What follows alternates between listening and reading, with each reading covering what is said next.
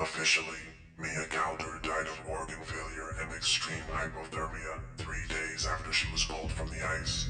But a leaked medical report tells a different story. For 72 straight hours, her core body temperature never rose above 27 degrees.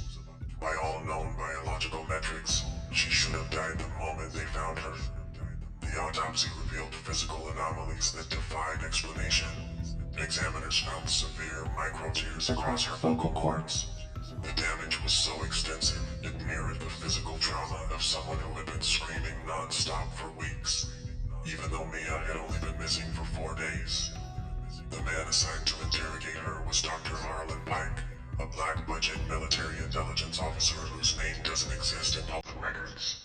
His involvement only became public in 2029, when his debriefing audio logs surfaced online, and experts matched the waveform to his verified public speeches. In those audio logs, Mia is barely coherent. Between tears, she repeats one specific idea. The transmission she heard under the ice is a construction project. Every spoken word is a brick, and every completed sentence is a physical door. Mia's testimony suggests the broadcast avoids direct communication entirely. It is a linguistic blueprint designed to use the listener to build a pathway into our world. 6 months after Mia's death, Station Mercy has vanished. The entire research camp is gone, leaving the surrounding ice completely undisturbed by debris or wreckage. Satellite imagery proved the station had barely collapsed. In place of the camp, cameras captured a perfectly symmetrical 300-foot black single stamped into the ice. This collapse prompted Pike's immediate return to the coordinates. He arrived with 12 specialized soldiers armed with deep excavation gear, thermal charges, and flamethrowers. Pike's mission priorities were narrow. He was dispatched to find the subterranean site and permanently demolish it. As the kill team descended through the collapse and into the subterranean caverns, he found an environment that defied physics. The tunnels had expanded into smooth, warm veins. The ice walls collapsed in the middle, as if the cavern itself was breathing. One soldier touched the wall, triggering an immediate and violent reaction. White, like fibers erupted from the ice, freezing his clothes solid and dragging his arm into the structure. The team performed a brutal on-site amputation to free him. The ice acting as a sentient defense system, attempting to claim the soldier as part of the cavern's architecture. Deep below, they found this radio tower. It was buried upside down in the cavern floor, totally intact and still transmitting. The message had expanded into a 21-word sentence without a single pause. The physical structure of the cavern mutated in direct response to the broadcast. The ice was reshaping itself to match the cadence of the sentence. The source of the broadcast wasn't the tower's machinery. Pinned inside a dense cocoon of white fibers, they found the missing scientist Mercer. His skin was translucent, his mouth moving endlessly to repeat the signal. When Pike asked what had happened, Mercer smiled and whispered, "You don't hear it, you become it." Then his chest split open like flower petals. A pale, multi-limbed entity erupted from Mercer's torso. As it crawled into the cavern, it screamed with the voice of Barrett, a deceased crew member. The gunfire woke the rest of the chamber. Hundreds of voices began speaking at once, testing words.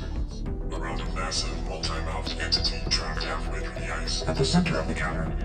The sequence Pike recorded stopped at 28 words. The final word remained silent, waiting for an external human voice to complete the circuit. The entities served a singular purpose. They were the biological workers clearing the path for the massive thing climbing through the ice. Pike ordered the immediate destruction of the site, but Corporal Reyes began reciting the broadcast from memory. The words had been implanted in his dreams for months before the mission even began. Reyes continued to speak even after Pike shot him. His lifeless mouth formed the words until Pike physically tore his jaw off. Pike detonated the thermal charges and escaped the collapse alone. The official military report cited unstable terrain to cover the total loss of the squad.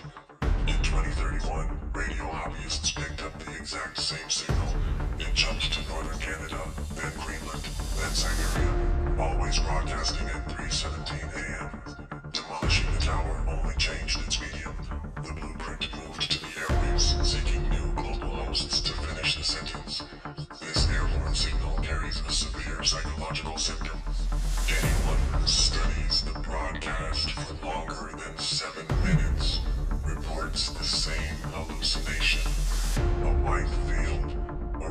tower, and something moving under the ice. Inside that shared nightmare, the entity makes a single demand. Say the last word and let us through. Last month, a child in rural Alaska woke screaming, speaking in a fluent 1930s British dialect. His parents spoke no English at all. The child was repeating a specific phrase. It was the exact sentence from Captain Vale's 1930s journal, whispered by Mia Calder before her death. When the sentence ends, the ice opens. The latest recordings confirm the signal is 31 words long. Humanity is only one spoken word away from the ice opening